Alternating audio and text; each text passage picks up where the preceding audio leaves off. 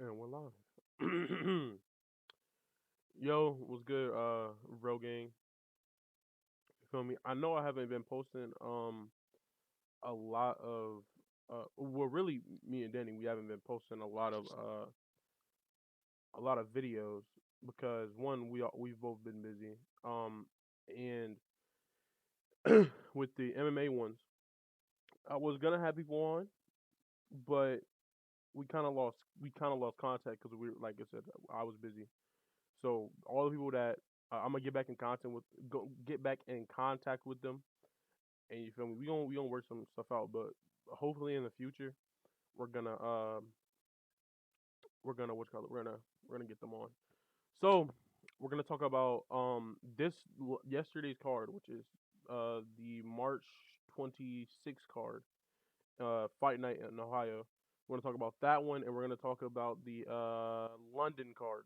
That's what it was, the London card. So let's start out with the London card. We're gonna get straight to it.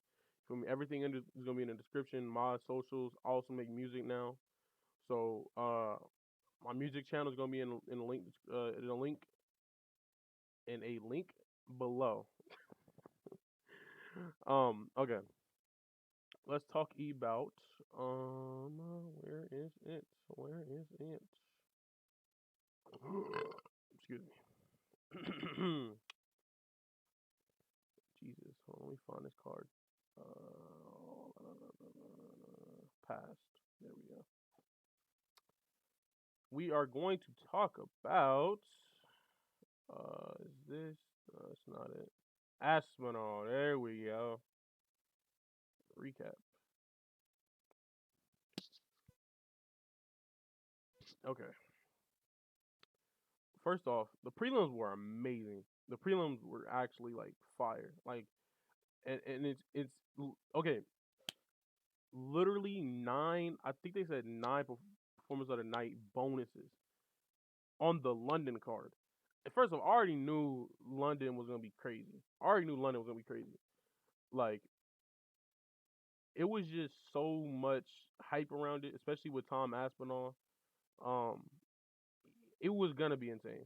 Like it was just gonna be insane. You see in the prelims already, it's one, two, three, four, four in the prelims. Like that's insane, bro. Um, so when we go to the main card, Patty, bro. Let's just go down. Let's go down. Let's go down here. Ilya, to be honest, um, I genuinely didn't understand Ilya, like his fight style and stuff. But Ilya is like he's a bad dude, bro. Like he is a bad dude. Like Ilya is like that. His hands are fucking insanely fast. Like they're insanely fast. Ja, I mean, I think that Ja, he's being a little bit too timid and like letting him get beat up. Like he was just letting himself get beat up.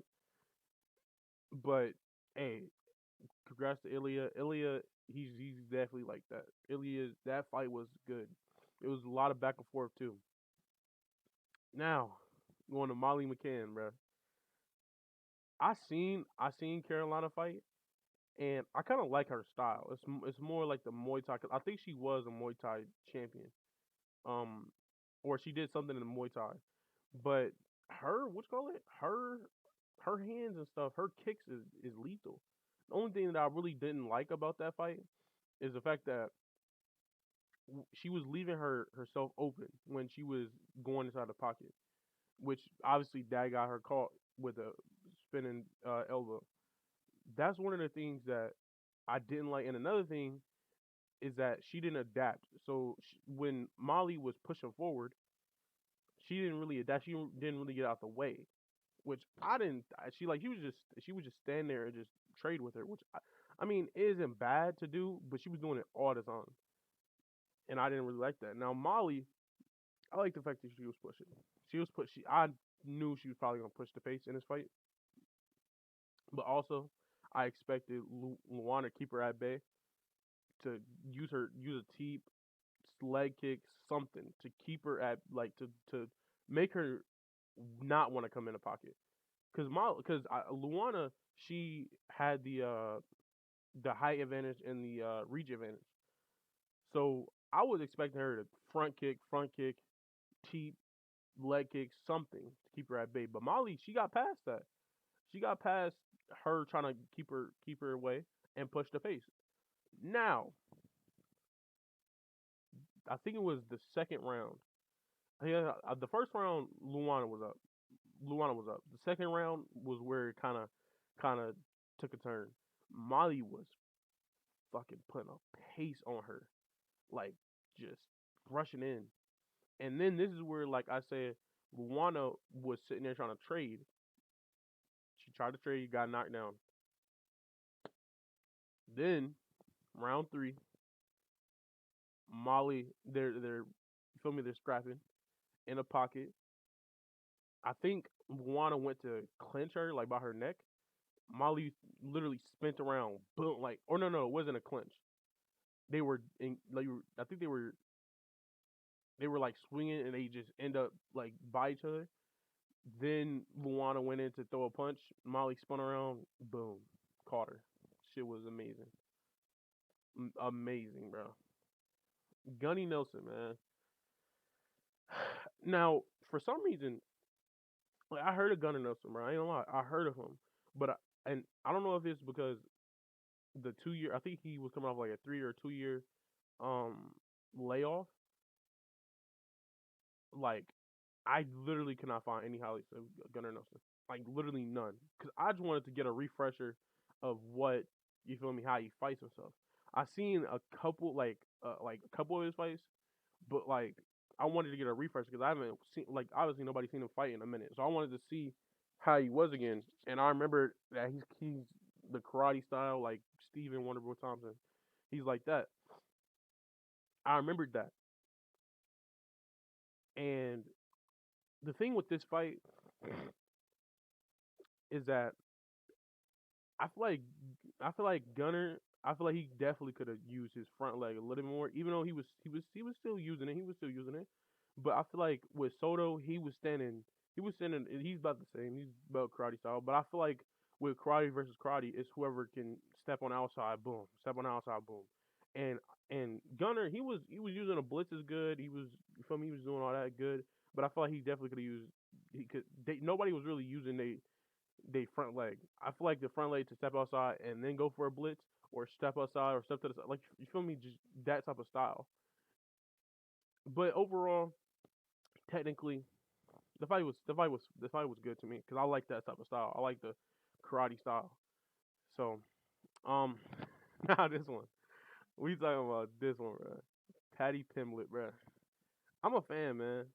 Um, before what's call it before he got into the UFC, I was already like, I watched this fight where he I think it was a flying knee. I think it was that one. That one. That's the fight that I watched, and I was like, oh shit, I gotta watch the rest of these. And I was already watching his highlights before he got into the UFC, so I already knew he was like crazy. But this fight was insane. He comes out, they're fighting, gets clipped, instantly goes to his back, instantly goes to his back. And nobody really knew that Patty was like, he's like that on the feet, but he's like that on the ground. I think he has a couple what's called it, a couple um fights where he submitted people, and he got him on the ground. I think it was by armbar, but yeah, the crowd was insane. Like, the crowd went insane. First off, with Molly, when Molly did that spinning back, bro, I didn't expect that. I did not expect that. And then what was even crazier is that she KO'd her. It wasn't no technical knockout. It was a KO. Slept her. So I was just like, yo, like, that is insane. Like, the fact that she spent, boom, out cold, like, literally did not move. I was like, yeah, that shit literally, like, the way that she like got knocked out, she was literally off of UFC, literally off of UFC. So when she won, the crowd was already going crazy. I think Patty, no, Patty didn't run out. I thought Patty ran out and like celebrated with her, but I don't think that's what happened. Um, when Patty won, the crowd really went crazy. Like you literally cannot hear the commentators, and the commentators are literally speaking into their mic. Like that's how crazy the crowd was. So when Patty got that submission, bro, nigga, that shit went crazy. Molly hopped in. Like, it was crazy. This is the co-main, man. The co-freaking main, bro. This actually made me mad because obviously I like the city kickboxing guys, bro. Um, Israel, Kai, um, what's that nigga name? Carlos. All of them, I like, bro. Like they're all just good. Like they're at the top right now. I think I think because it's AKA like American Top Team, like all of them, like all their little gyms. City Kickboxing has to be right now the hottest gym right now, like the hottest gym. Like it's producing and Khabib's gym. So I think that's AKA. They're producing some fucking killers. So when Dan Hooker, obviously Dan Hooker is part of City Kickboxing, and I really wanted him to win. And I watched the Izzy recap, the freestyle bender, which is Adesanya. I watched the recap for that, and he was like, I was emotional too, bro. I ain't gonna lie, bro, because I really wanted him to win, but Dan Hooker gotta keep his hands up, bro. And Izzy was trying to say like, oh, it was a bad stoppage.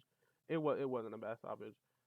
Like he wasn't keeping his hands up. He got cracked, kind of was about to go limp, and he just popped back up. And the thing is like he was already getting lit up by Arnold Allen. He was already getting lit up on him. So it wasn't a bad stoppage. I'm like I'm just mad because Dan Hooker. I'm pretty sure Dan Hooker probably gonna fight again this year.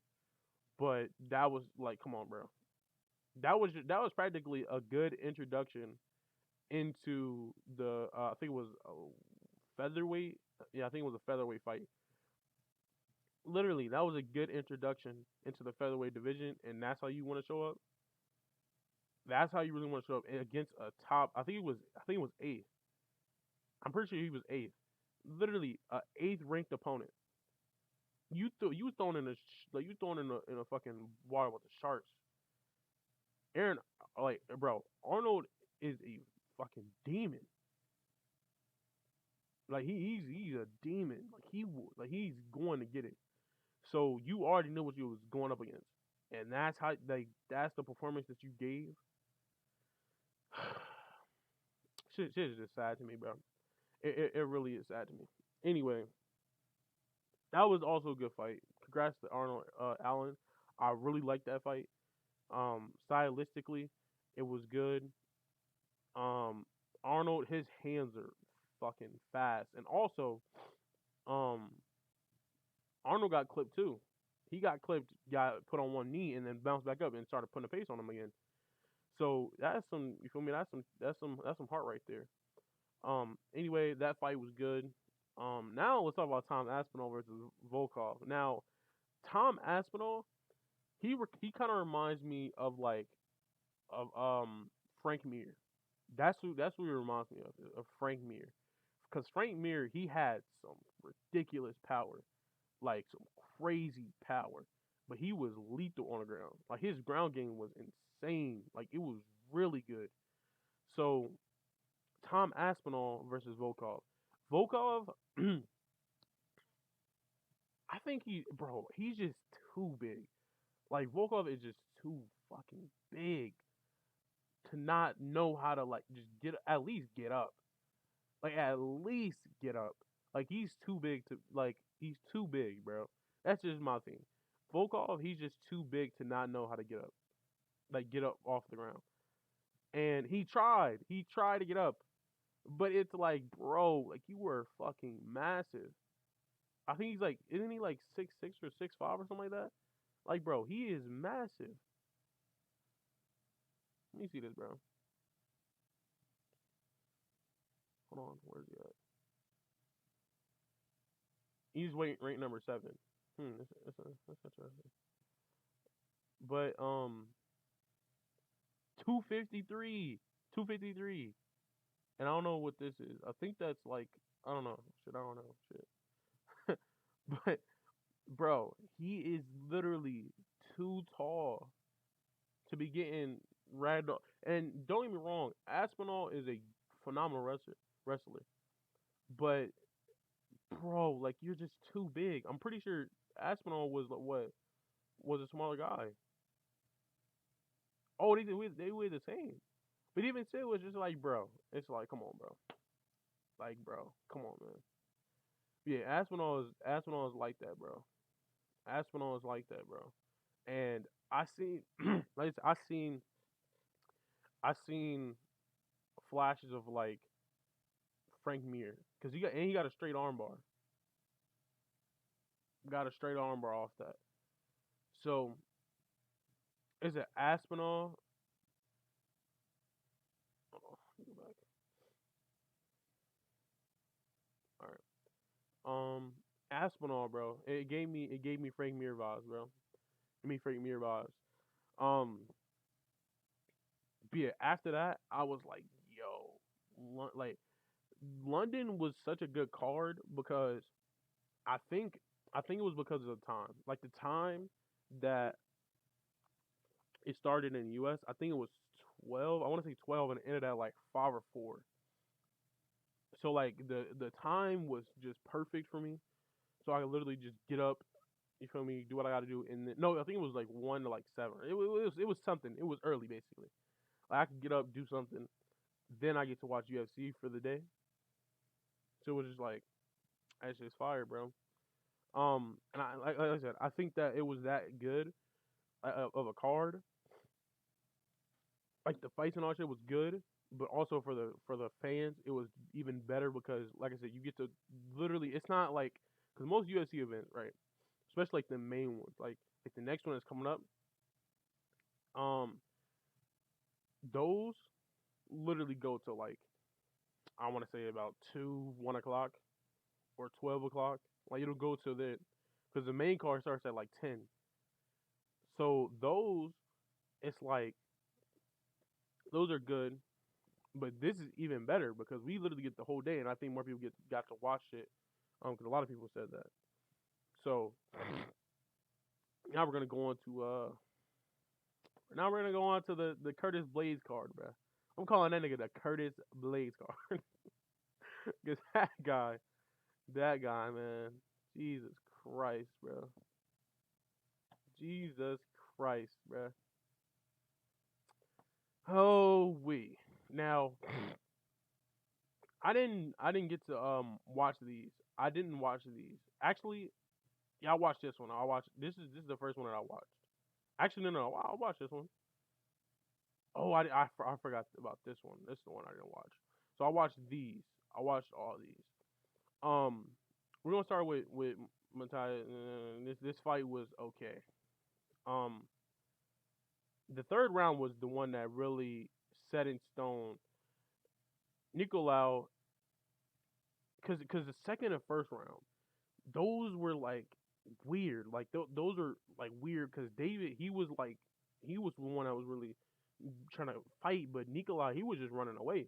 The first and second round. The second round was kind of like okay, yeah, he was trying to do something, but then the third round he just turned it up, started emptying on him, and it was weird because I thought okay, so the first round really wasn't no action, and I think people gave it to Nikolai. I didn't because he really didn't do anything. Like the first one, he really didn't do anything, but it could have been to anybody. Really could have been to anybody. Um, this fight was just it was good the third round, but the first 2 rounds wasn't that good. Jennifer Maya versus Manning. I'm gonna say fucking Manning. Um, this one was good, bro. This one was good. I like this one. Um, was given the teeps, bro. From Manning was given the teeps. Was front and body kick. Like her kicks were just beautiful. Um, she's a French kickboxer. She was a French kickboxer, and that was just like her teeth, like her front leg control was just beautiful. Like I like those type of fighters, like kickboxers that can literally just like whip their leg around, fucking use their kicks to kind of push their offense, and she was. Then Jennifer Meyer got on her back. Or no. It was Manning reversed her, got her on her back, and just laid on top of her, started beating her up.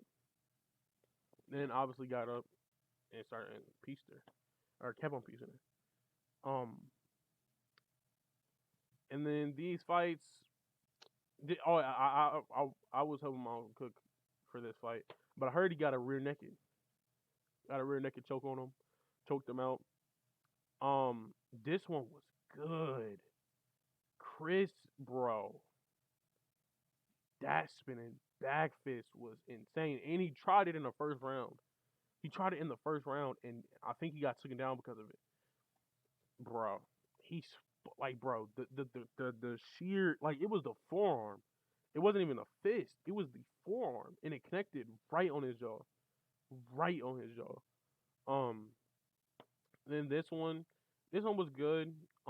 Nothing. It was a good fight. I don't think it was nothing really to say about it. Um, other than I think Sarah McMahon took, like, she did what she would, like, what she would do is take her down and grind her out for 15 minutes. Um, main card, Mark Casey's. Like, I wouldn't say it was a boring fight because Mark, he is what you call it. He did take him down. You feel me? Technically, it was good, but most of the time I was on my phone. I'm gonna be real.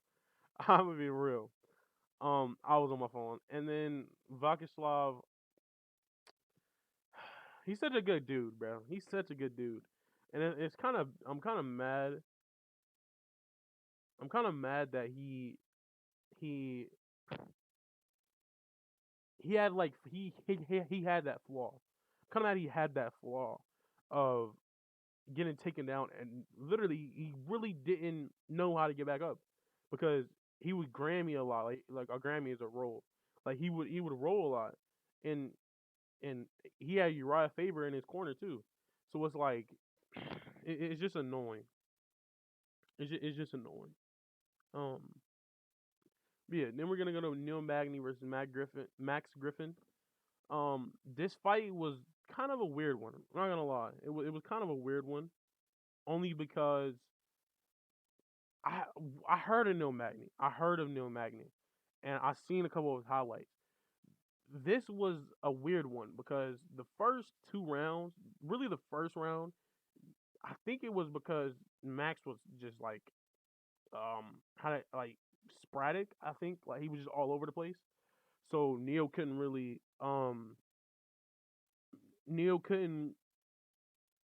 I guess, read that, and he just didn't know what was happening, like the feints and all that stuff. He didn't know what was gonna come. Within the second round, he started putting it together. Third round, he really started putting it together, and I was like, "Yo, he's like that." Um,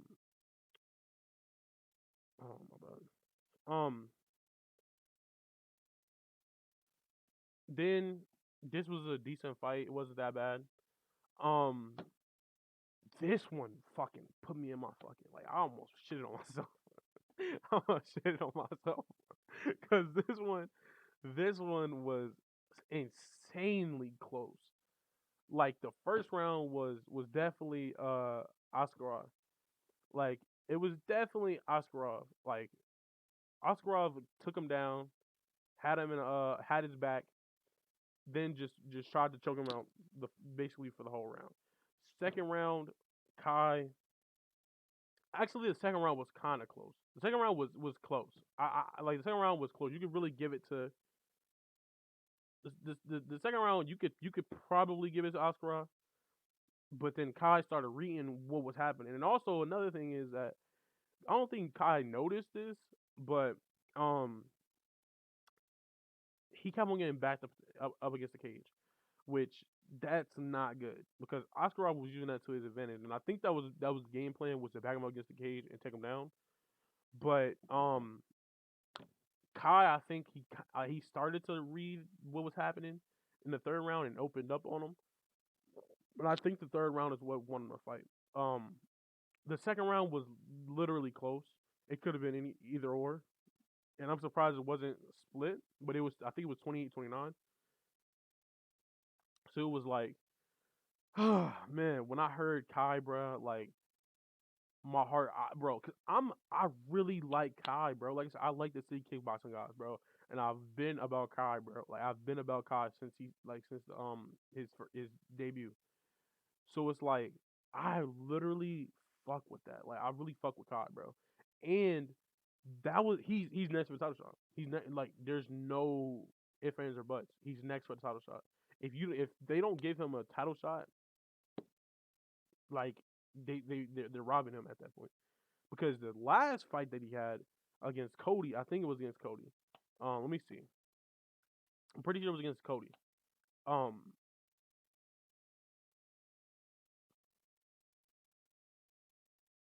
yeah, it was against Cody. That was a title eliminator, or not a title eliminator. Like that was like a title contender. So that really bumped him. Like that was a rankings fight. You feel me? So that bumped him up. This fight was a title eliminator. Literally, if you do not win this, there's no like you have to fight another person at that point to get a title shot. This one was literally both of these dudes were on a like title eliminator. Like if he won, he's getting a title shot. If Kai won, he's getting a title shot. That's how it was. This is basically an interim. This is basically an interim fight, an interim belt fight. So it's like I really fuck with this, bro. This fight was good. It was a back and forth. It was one of those like I can't believe this fight, bro. Like it was one of those. It was like I really genuinely cannot believe this, cause dude, it was really good. Sorry. Matt Brown versus Brian. I don't know how to say it. Barberina. Barberina. This one was a good fight. Matt Brown, obviously the veteran. This is a crazy fight. Like just like one of those in a backyard fights, bro. Like this one was insane. Like back and forth, just swinging in the clinch, throwing elbows. Both of them cut up. Both of them bleeding.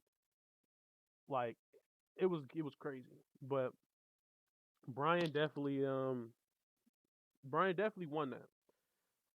The first round, the first two rounds, I'd give it to Brian. Matt Brown got the third one though. Like I said, Matt Brown, and that was his hometown, so it was fun to see that. This one was good. Like I said, got a submission. Um, I think I'm pretty sure. I think it was by rear naked. I think they see it, or they say it. No, they don't. I think this one was by rear naked. Let me try to go back. And then yeah, I think that one was by rear naked. Anyway, yeah, that fight was good. I like the her style is good. I like that. I haven't seen her fight before. Same with her. I haven't seen her fight, but I like her style. Now the main event, bro. The main fucking event, bro. I'm gonna be that guy. I did not like Curtis Blaze, bro. I thought he was like a Derek. I think of him as the Derek Brunson of the heavyweight division. Like he's legit the Derek Brunson of the heavyweight division. That's the way I think of him. I'm being dead serious because he had all that hype, had had everything, and then just get stopped. You feel me? And then it was it was win loss. But then he found his stride, got up to number 4 ranked. Now he fights Chris Dawkins. I really thought Chris Dawkins. Now the real thing is, I knew Curtis Blades was gonna win this. I had faith in Chris Dawkins, but I knew that Curtis Blades was gonna win this because all he had to do was just take him down. But Curtis didn't take him down. He stood up with him and was throwing like he was trying to get him up out of there. And Curtis' hands looked like boxed. Like it looked like he had like the basic understandings of of boxing down. So he stood with him, popped him. Then that fucking right hand, boy. Now I ain't gonna lie, that was some power. Right hand, like just clinked him, dropped him, clean KO. I said I want to, didn't want to be that guy, but when I seen it, I was like, yo, like I was legitimately shocked. I'm like, there's no way he did that. Like Curtis Blades, his hands is decent. Like he's still with Chris Dawkins, and Chris Dawkins' hands are like elite. So it's like, man. But Chris Dawkins, man, it was genuine like disbelief on his face, fucking disappointment on his face. Like you could see it because he was coming off the knockout from Derek Lewis, which literally put Derek Lewis ahead, like in the knockout thing. Like, he had the most knockouts in I don't know if it was in UFC history or I think it was in UFC history. But anyway, that was that was a good fight. I like that fight. Um, you seen a different Curtis, bro. You seen a different Curtis, and I really hope next. I really hope it's an interim title fight because it's too many. It's too many. Like the top 10 of the heavyweights is too like you feel me? It's just too close, and they need an interim title fight. And I believe it should be Curtis versus Tom Aspinall. To be honest, because Tom Aspinall's coming off of Volkov, which I think Volkov was ranked 2. Let me look at the rankings because that should go with the rankings. This definitely should go the rankings. Um, Francis Ngannou. So Volkov got dropped. Wait,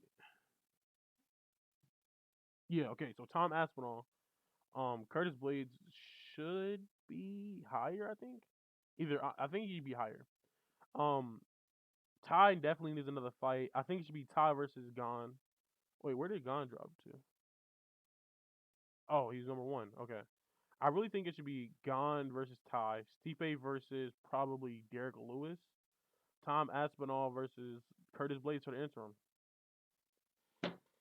Simple. Ty knocks out Derek Lewis, and that's big because Derek Lewis was coming off of the Chris Dawkins knockout, which that was practically the title eliminator. That practically was. I'm being genuinely honest. Um, Gon, he's coming off a loss from Francis, so I think Gon definitely needs another fight. Like he definitely needs another fight, and I feel like Cyril Gon versus Stipe or Cyril Gon versus who did I say? Um, fuck, I forgot who I said. Tom Aspinall versus Curtis Blades. Interim. Interim interim title fight right there. Just definitely. Interim title fight. That's just the way that I think of it. Because Volkov is definitely up there. Like he's up there. So like I said, this whole division is getting interesting. The top 10, you feel me? The top 10 is just filled with killers. Like look, Jarzinho, Chris, Alexander Volkov, um, Tom, Derek Lewis, Curtis Blaze, Ty, Stipe, Gon. Like, bro, these are killers. And realistically, the person that I would see with the title right now, the best the best person for the title right now would probably be Tom Aspinall. Like that's what I'm thinking. Ty or Tom. Maybe Stipe, but you gotta see what Stipe because Stipe hasn't fought since that Francis knockout. So you gotta see what he got to give. So I'm thinking Stipe versus Gon. Stipe versus Gon. Or Stipe versus I think I said Stipe versus Derek. I think that'd be a good fight. Stipe versus Derek, Chris or Curtis versus Tom, Ty versus bro. Okay, wait. I'm tweaking. Okay. Let's go with Ty. Ty would fight Ty would fight Gon. I think that'd be a good fight. Ty versus Gon. Stipe versus Derek. Curtis versus Tom. Curtis versus Tom for the interim. See who wins that because they're both coming off amazing wins and I think Tom either should be in a title eliminator fight or interim. Then, who'd I say? Ty versus was it Ty versus Derek? No.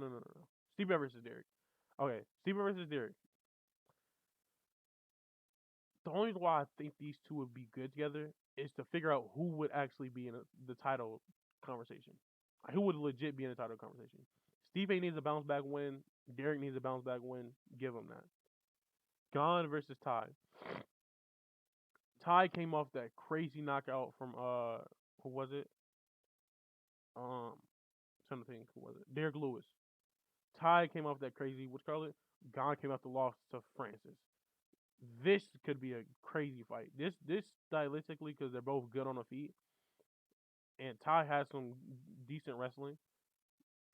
This will be a good fight. I think this is genuinely be a good fight. Just to see who would be next after the interim. Who would be next after the interim? That'd be a good fight. Um, but yeah, little short little episode, 36 minutes. Um, how y'all think about it? What do y'all think? Put it in the comments. You feel me? Um, let's see what the quote of the day gonna be. Um, be like water. Be like water. Free flowing. You feel me? Adaptive. Because you put it in a bottle, it becomes a bottle. You put it in a cup, it becomes a cup. Be like water. Good words from Bruce Lee. Anyway, that's gonna be the end of this episode. Let me know what you think in the comments about this episode. I'm gonna try to upload more, and we're definitely gonna get some more. Get a guest on for the next one. But yeah, everything's gonna be in the description. Like I said, I make music now, so let me definitely go check that out for me, please. Other than that, I will see y'all when I see y'all.